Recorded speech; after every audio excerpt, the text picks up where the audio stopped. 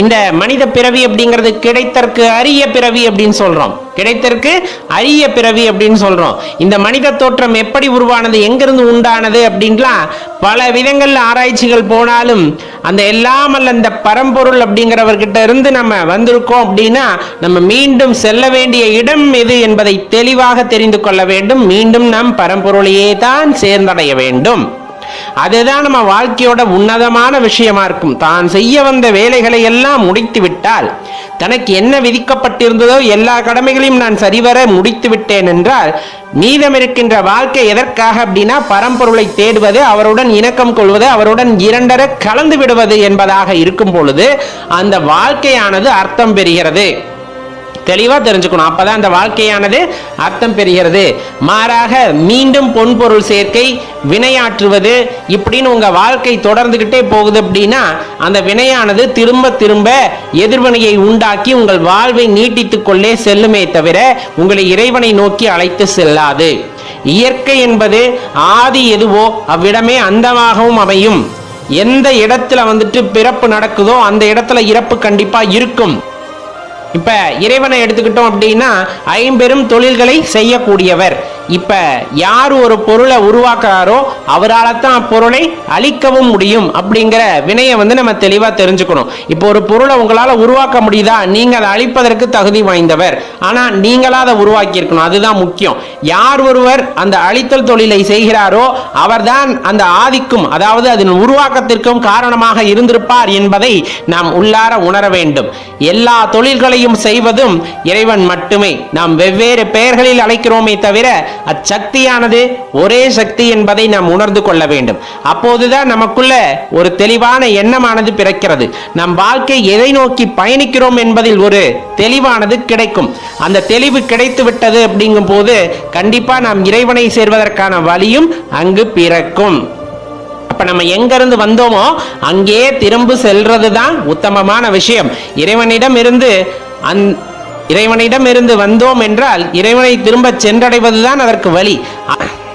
நாம் சொல்வது அவ்வளவு எளிதான விஷயமும் அல்ல. அதற்கான வழிகளை நாம் தேடி அதற்கான பயிற்சிகளை மேற்கொள்ளும் பொழுது கட்டாயமா அந்த பாக்கியமானது நமக்கு கிடைக்கும் அப்படிங்கிறத உங்க மனதில் ஆழமா வைத்துக் கொள்ளுங்கள். அது உங்களை மென்மேலும் உயர்த்தும் அப்படிங்கிறதுல எந்த மாற்று கருத்தும் இல்லை நண்பர்களே. சிவபெருமானுடைய பெருமைகளை பேச வேண்டுமா அப்படின்னு கேட்டா பேசணுங்கிற அவசியமோ கட்டாயமோ யாருக்கும் இல்லை.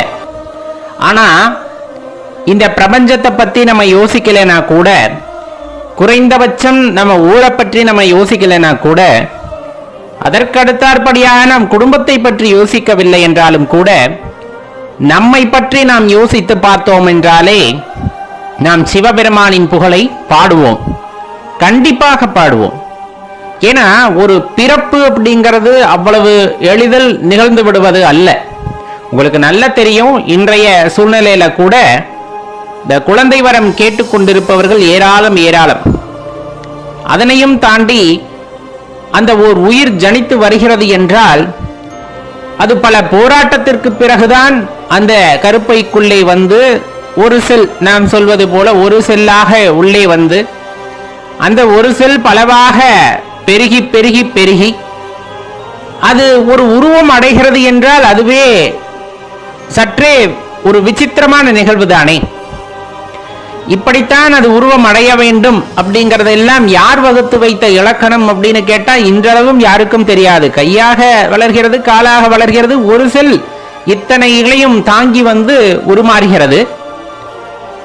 அத்தனை பிரச்சனைகளையுமே தாண்டி அந்த கரு வந்து ஒரு உயிராக மாறி அது இந்த பூவுலகளே அவதரிப்பது அப்படிங்கிறது, ஜனிப்பது அப்படிங்கிறது அதிசயத்திலும் அதிசயம் சொல்ல போன.